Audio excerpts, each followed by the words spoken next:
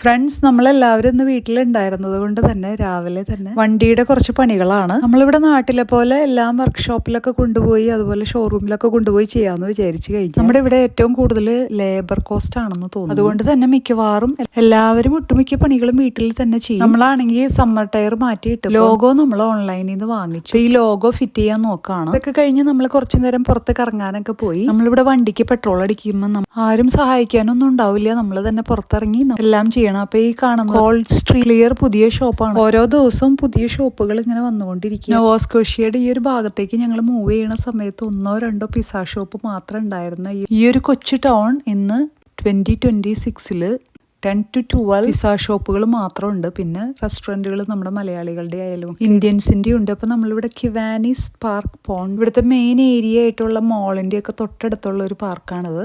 ഇവിടെ അക്വേറിയത്തിൽ ഇടാനുള്ള മീനെയൊക്കെ നമുക്കൊക്കെ കിട്ടാറുണ്ട്. നമ്മൾ പല പ്രാവശ്യം വന്ന് ചൂണ്ടിയിട്ട് നോക്കിയെങ്കിലും നമുക്ക് കിട്ടിയില്ല. ഇതിവിടെ നിറച്ചുണ്ടായി നിൽക്കുന്ന ഡാലിയ പൂക്കളാണ്. ഈ ഡാലിയ പൂക്കൾ മാൻ തിന്നില്ല എന്നുള്ളത് ഞാൻ ഈ അടുത്താണ് അറിഞ്ഞത്. കാരണം മുമ്പൊക്കെ ഞാൻ വളരെ സംരക്ഷിച്ച് മതിലൊക്കെ വളരെ പ്രൊട്ടക്ഷനോട് കൂടിയാണ് 2-3 ചെടികളൊക്കെ വെച്ചിരുന്നത്. മാൻ തിന്നില്ല എന്ന് അറിഞ്ഞു കഴിഞ്ഞപ്പോൾ ഞാനിപ്പോൾ കുറേ ചെടികളൊക്കെ വാങ്ങിക്കാൻ പ്ലാൻ ചെയ്യുന്നു. ചൂണ്ടയൊക്കെ ഇടണമെങ്കിൽ നല്ല ക്ഷമ വേണമെന്ന് നമുക്ക് ചൂണ്ടിയിട്ട് കഴിയുമ്പോൾ മാത്രമാണ് മനസ്സിലാവുക. കാരണം നമുക്ക് മീനൊന്നും കിട്ടിയില്ലെങ്കിൽ നമുക്ക് ആകെ വിഷമാവും. അപ്പോൾ കുറേ അധികം സമയം നമ്മളിങ്ങനെ ചൂണ്ടിയിട്ട് കുറേ നേരം നോക്കി, ഒരു രീതിയിലും കിട്ടുന്നുണ്ടായിരുന്നില്ല. പിന്നെ അവിടെയൊക്കെ താറാവുകൾ കുറേ ഉണ്ട്. താറാവുകൾക്കൊന്നും നമ്മൾ തീറ്റയിട്ട് കൊടുക്കാൻ പാടില്ല. തീറ്റയിട്ട് കൊടുക്കാനൊക്കെ അവിടെ ആൾക്കാരുണ്ട്. ഈ താറാവുകളെ കാണുമ്പോൾ നമുക്കൊരു നൊസ്റ്റാൾജിക് ഫീലിംഗ് ആണ്. കാരണം എൻ്റെ ചെറുപ്പത്തിൽ എൻ്റെ വീട്ടിൽ 10 താറാവ് ഉണ്ടായിരുന്നു എല്ലാ ദിവസവും. ഇപ്പോൾ രാവിലെ തന്നെ ഈ 10 താറാവുകളും 10 മുട്ടയിടും.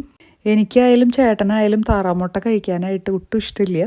കോഴിമുട്ടയാണ് കൂടുതൽ. അമ്മച്ചിയാണെങ്കിൽ താറാമുട്ടയുടെ കുറേ ഗുണഗണങ്ങളൊക്കെ പറഞ്ഞ് കഴിപ്പിക്കാൻ നോക്കുമായിരുന്നു. പിന്നെ അവിടെ നിന്ന് നമ്മൾ നേരെ പോയത് നമ്മുടെ ഫ്രണ്ടിന്റെ വീട്ടിലേക്കാണ്. അപ്പോൾ നമ്മുടെ ഫ്രണ്ടിന്റെ വീട്ടിൽ ചെന്നപ്പോൾ അവർ ഗാർഡനിങ് ഫേവറേറ്റ് ആയിട്ടും എന്റർടൈനിങ് ആയിട്ടും പേഷ്യൻസോട് കൂടി ഗാർഡനിങ് നല്ല ഭംഗിയായി ചെയ്യുന്നവരാണ്. അപ്പോൾ അതേ ടൊമാറ്റോയും അതുപോലെ തന്നെ ഈ വെള്ളപ്പൂക്കളായിട്ട് നിൽക്കുന്നത് നിറച്ചും മല്ലിയാണ്. നമ്മൾ മല്ലി മാത്രമേ കണ്ടിട്ടുള്ളൂ. പക്ഷെ അതുപോലെ മല്ലി ഇലയും നമ്മൾ കണ്ടിട്ടുണ്ട്. പക്ഷെ മല്ലി ചെടി, മല്ലി ഉണ്ടായി നിൽക്കുന്ന ആ ഒരു കാഴ്ച വളരെ മനോഹരമാണ്. വെള്ളപ്പൂക്കളാണ് എല്ലാത്തിലും. അതുപോലെ തക്കാളിയൊക്കെ അത് പഴുക്കാറായി നിൽക്കുന്നു. ഈ കാണുന്നതെല്ലാം ഈ വെള്ളപ്പൂക്കളൊക്കെ കാണുന്നത് മല്ലിച്ചെടിയാണ്. ഈ പൂക്കളൊക്കെ ഇനി മല്ലിയായിട്ട് മാറും. ഇപ്പൊ രണ്ടുണ്ട് ഗുണം. മല്ലിയിലകളും നമുക്ക് യൂസ് ചെയ്യാം, അതുപോലെ മല്ലി കറികളിൽ ഇടാനായിട്ട് നമുക്ക് എടുക്കുകയും ചെയ്യാം. അപ്പൊ ഈ വർഷത്തെ കർഷകശ്രീ അവാർഡ് വാങ്ങിക്കണം എന്ന് പറഞ്ഞിട്ട് വാശിയേറിയ മത്സരത്തിലാണ് ഇവരെല്ലാം. മല്ലിയാണ് പ്രധാനമായിട്ട് നമുക്ക് കാണാൻ പറ്റുന്നത്. എന്നാൽ നമ്മൾ ആദ്യമായിട്ടാണ് ഈ ചീര നമ്മൾ കാണുന്നത്. ഈ പൂക്കൾ വിത്തുകളായി മാറും. അടുത്ത വർഷം വീണ്ടും കാണാം.